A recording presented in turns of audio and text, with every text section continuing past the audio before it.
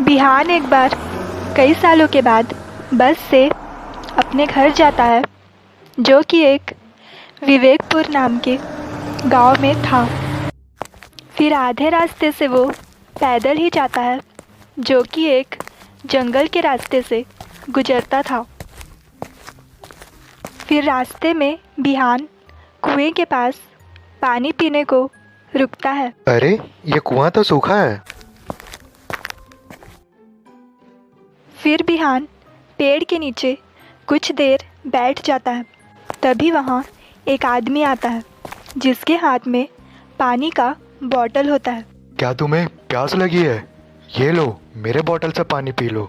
बिहान bottle लेकर पानी पीता है और उसका धन्यवाद करता है। फिर बिहान जब वहाँ से जा रहा होता है, तब वह बेहोश होकर गिर जाता है।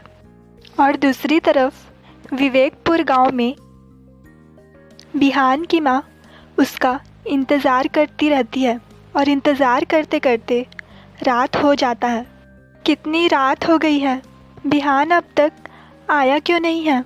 लगता है मुझे गांव वालों से मदद लेना होगा। फिर जब बिहान की माँ बाहर जाती है, तो उसे लोगों से पता चलता है, हमारे गांव में कुछ महीने से लोग गायब हो रहे हैं।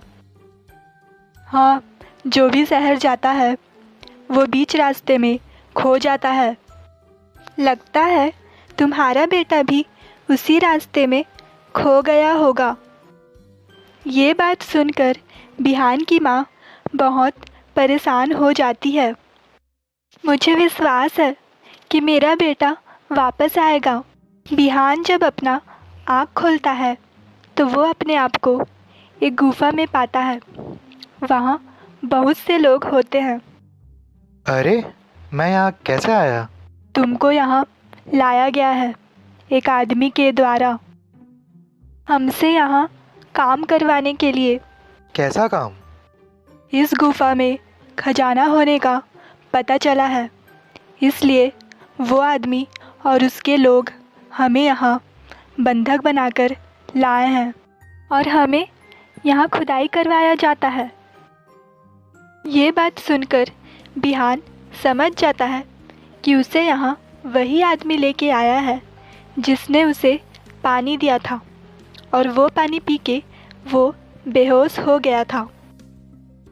और फिर जब वो आदमी वहाँ आता है, तो बिहान उसे कहता है, मैं यहाँ से जा रहा हूँ और तुमने इन सबको नहीं छोड़ा तो मैं तुम्हारा कंप्लेन पुलिस स्टेशन में कर दूँगा। कंप्लेन तो तुम तब करोगे जब मैं तुम्हें यहाँ से जाने दूँगा। पकड़ दो इसको। और तब उसके आदमी बिहान को पकड़ लेते हैं और उससे बहुत काम करवाते हैं और दिन रात गुफा के बाहर पहरा देते हैं। विवेकपुर गांव के लोग गायब हो जाने के डर से उस गांव से निकलने से डरने लगे और कोई भी बिहान और बाकी लोगों को ढूंढने के लिए नहीं जाता है। और वहीं वो आदमी भी विवेकपुर गांव में ही रहता था, और जब भी रात हो जाता तो वो उस गुफा में जाता और लोगों से वहाँ काम करवाता। तुम इन पे नज़र रखना। जी सरदार। तुम भी इन पे नज़र रखना। उस नए लड़के पे खास तौर पे नज़र रखना, कहीं वो भाग ना जाए। जी सरदार। बिहान सरदार और उसके आदमियों को सबक सिखाना चाहता था, और इसके लिए वो बस समय ढूंढ रहा था। मुझे इन सबको बचा के यहाँ से निकालना ही होगा। फिर एक दिन सब जब काम कर रहे होते हैं, तब बिहान देखता है कि वो आदमी एक लड़के के ऊपर बहुत गुस्सा कर रहा होता है। हाँ, बंद करो इतना शोर और डाल दो इस लड़के को तहखाने में। ये बात बिहान दूर से सुन रहा होता है और वो समझ जाता है कि सरदार के कान में कुछ तो गड़बड़ है, और उसे एक तरकीब सूझता है।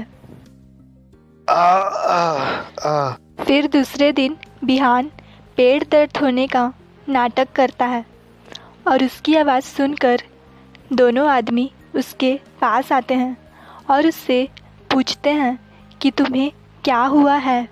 मेरे पेट में बहुत दर्द हो रहा है। अगर तुम दोनों ने मुझे बैग दे दिया तो मैं दवा निकाल के खा लूँगा, अगर नहीं दिया तो मैं काम नहीं कर पाऊँगा और इसके लिए तुम दोनों को सरदार से डांट सुनना पड़ेगा।